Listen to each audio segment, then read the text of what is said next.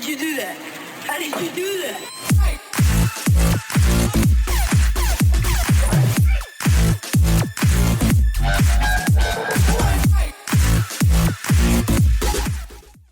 Welcome back, everyone. Today is not actually a build video. This is more of an update for those of you that are concerned about a previous PvP build on my channel and wondered over God knows how many months now where the update is.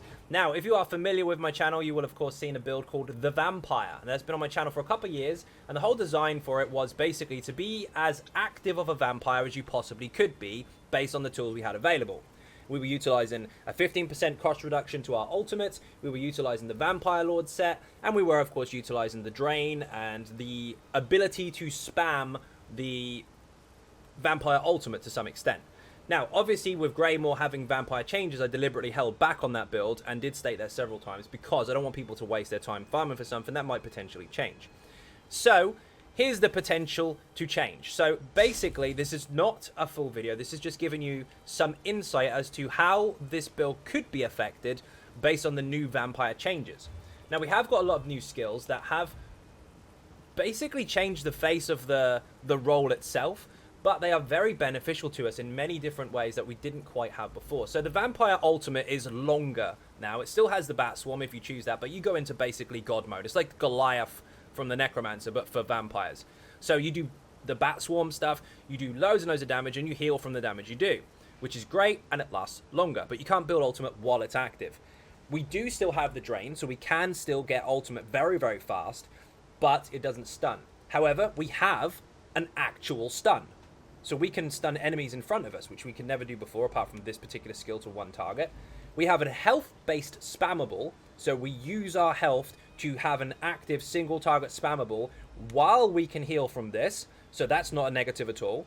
We already have Crit Surge, which heals us if we do crits, and we have a resistance buff, which can obviously hit and do damage, and we can crit off of that, so that stacks as well. We have got an ability that gives us high spell damage and gets aggressive in terms of its health drain, but it gets stronger for its spell damage output. And of course we have Mistform, which no longer casts initially, it now channels for as long as you possibly can, depending on how much magic you've got. Now, with this massive spell damage boost, we can now take advantage of a very new glyph. So this is the Tri-Stat glyph, but instead of using Rapore, you use Itade, and basically this reduces the cost of all of your magic, health, and stamina abilities. I know you can get stronger stamina or magic reduction glyphs like this, but there's no glyphs that do it for health. And this is relevant because these abilities here, this one which drains you over time and gives you huge spell damage and weapon damage, this one which is our main spammable which costs health, these are now much, much lower. So if you triple stack these, you don't need spell damage in your jewelry because you've got it here, and you can utilize that to make everything else much, much cheaper. Now, the Vampire Lord, which we were using in the first place, which is on the build, you can check it on the website or YouTube, it's entirely up to you, has been altered so far. And this now, instead of giving us a 5% increase to vampire abilities and reduction to cost, this now stacks alongside your stages of vampirism. So you do take additional fire, your abilities do cost more, but your vampire abilities cost much, much less. So all of our vamp skills are cheaper. We're using reduction to cost abilities. We've got spell damage stack. We can actually get up to about 4.5k spell damage without any spell damage glyphs because of these balance tipping abilities. One gives us health drain, the other stuff heals us, all that kind of stuff. Now, this is very, very strong on live at the moment anyway for the particular build, but this has been somewhat on the PTS at the moment buffed. Potentates was altered a while back, so instead of using the dragon set, we can now just use a 3-piece bonus instead of 5, which still gives us the same bonus to ultimate reduction to cost, which is, again, the same build essentially, but we have a reduction to damage from players, which is nice. Bloodspawn got reduced from 14 ultimate down to 8, but because our ultimate is so bloody cheap, it really doesn't matter. We can still boost it really fast. Resistance buff is a little less, but it is still beneficial. Been testing this quite a bit in a few duels and also against other enemies as well, and the resistance buff does make a substantial difference versus any other monster set still, so it's still very strong. And of course, here's the kicker. We are an Imperial at the moment just for the sake of reduction to cost, and that also affects all of these abilities, including your ultimate. And this does not just reduce the health, magic, and stamina cost of your active abilities that you physically press, but this also affects your other abilities, including dodge roll and all that good stuff. So it does actually work out quite nice. So what else have we done to make ourselves more vampire, basically, apart from stacking all the abilities, because we're utilizing a spammable, a drain for ulti, a stun, a protection and heal and damage skill, which is stupidly strong, a stacking bonus for damage, heals and all that good stuff, just like we did before. What else do we have? Well, here's the thing. You're supposed to be quite stealthy as a vampire, and there is a passive that obviously makes you not have a penalty while sneaking. However, there's also another one, depending on your stage, that reduces the cost of sprinting and makes you invisible if you sprint. Now that's nice, but when are you going to utilize that if you're not really that fast because you're just moving normal sprint speed?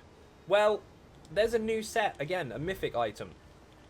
And this here gives you an increased speed of 15% while in combat and 45% while out of combat. So if you need to get somewhere really fast, you're not just sneaky and slow, you are sneaky and very, very fast. I'm completely invisible now, sprinting with extras. That is how you get across the field very, very quickly as a very stealthy vampire, and all of our stuff is actually, so far, potentially buffed. Now, how fast can we build this ultimate, and how beneficial is it for us to have all these negative effects on us versus the positives?